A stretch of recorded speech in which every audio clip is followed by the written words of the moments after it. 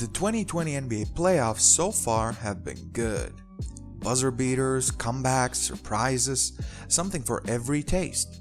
We have some series that we already know will go at least 6 games, and we have a few sweepers as well. 3 of those sweepers are in the Eastern Conference, and 2 of them will meet each other in the next round of the playoffs. Hey guys, hope you're doing well. I'm Purple Prince, and this is my Toronto Raptors vs Boston Celtics series preview and prediction. Let's start with the defending champs.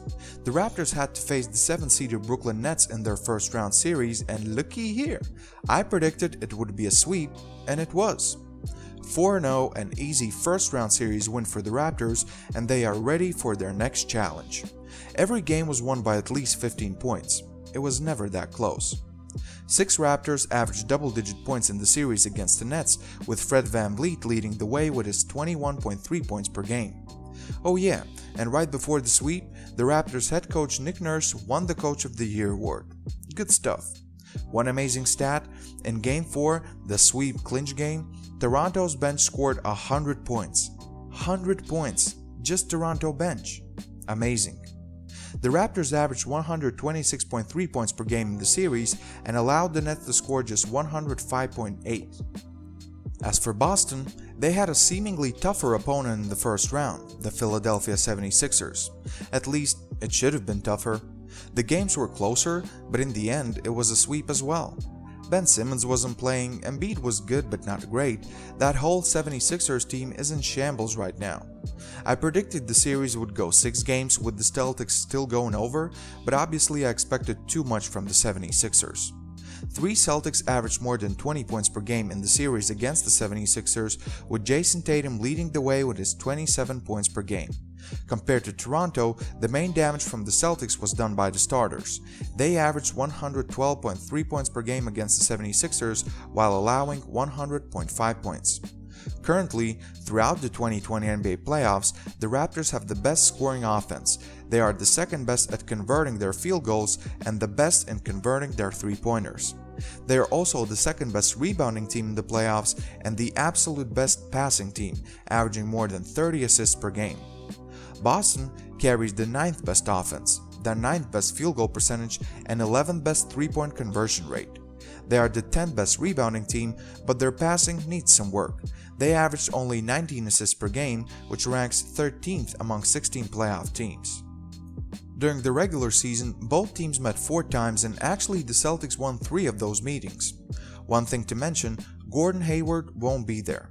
He suffered a grade 3 ankle sprain in the first game against the 76ers, and it was said almost right away that he's gonna miss at least the first 2 rounds of the playoffs. It didn't really matter against the Sixers, but I think it will matter this round. Toronto has its own injury concerns as well. Kyle Lowry left Game 4 vs Nets and didn't return because of a left ankle sprain. Now, it didn't seem as severe as it was for Gordon Hayward, so I expect him to participate in the series. If not Game 1, then surely somewhere down the road. While both of these teams are very similar in their results, they have different ways of getting there. Boston has 3 clear-cut leaders when it comes to scoring: Tatum, Kemba, and Brown. All score over 20 points per game, and others add something here and there. Toronto, on the other hand, has 6 players averaging double-digit points, and yes, you can say that their best player is Pascal Siakam, but in the first round series, their best scorer was Fred VanVleet. Other games, it could be Kyle Lowry or Norman Powell. Hell, Serge Ibaka played some games like a superstar. And even Marc Gasol, he played only 20 minutes per game in the first round, but he's only a couple of seasons removed from being a 15+ points per game scorer. One of the keys to this series, in my opinion, is can the Raptors continue their hot streak from the distance? The Raptors made 71 threes against Brooklyn and in total converted on 43.3% of their long-distance shots. Fred VanVleet was especially hot, making 19 three-pointers in 4 games with a 55.9% conversion rate. Boston is a better defensive team and they have wings who could guard the perimeter, but if the Raptors can maintain the form from the distance, the Celtics are up for a tough series. The Celtics, on the other hand, connected only on 35% of their threes, which is still a respectable number but miles lower what Raptors achieved. The only reliable three-point shooter for the Celtics was Jason Tatum. He shot 45.2% from the distance. Jaylen Brown converted 34.5% of his long distance looks, and the next best was Kemba at 29.6%. I am interested in who's gonna step up for the Celtics. With Hayward out for the series, the Celtics really have 3 players who can give you a sure thing on offense. Like I said, the 3 usual suspects scored more than 21 points each, while others didn't even crack double digits. On the Raptors side, the scoring is much more well-rounded. There were 2 20-plus point scorers from the first round, and 6 players in total were averaging double-digit points. Another key is bench play. Like I said at the beginning of the video, Raptors bench put up 100 points in Game 4 against Brooklyn. Yes, part of that was Lowry getting injured, part of that was the game being a blowout, but it's an impressive feat nonetheless. If Lowry plays, the Raptors can easily go 8 deep with all 8 options being able to score. The Celtics don't have that luxury. Enes Kanter can provide some scoring, but that is not a given considering his limited time on the floor because of his defensive lapses. Should we see some more Brad Wanamaker, Grant Williams? The bench options on the Celtics are limited. The coaching advantage, I would think, goes to the Raptors as well. Even though Brad Stevens is a good coach, I can't put him over a guy that just won Coach of the Year award in Nick Nurse. Toronto is counting on some easy baskets.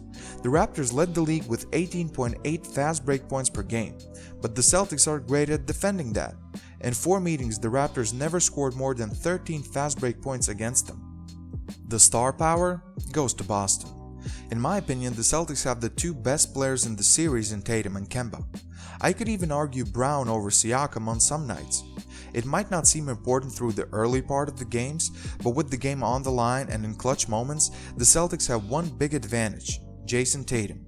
He can get a bucket if necessary. I'm struggling to see who would be the go-to guy on Toronto's side.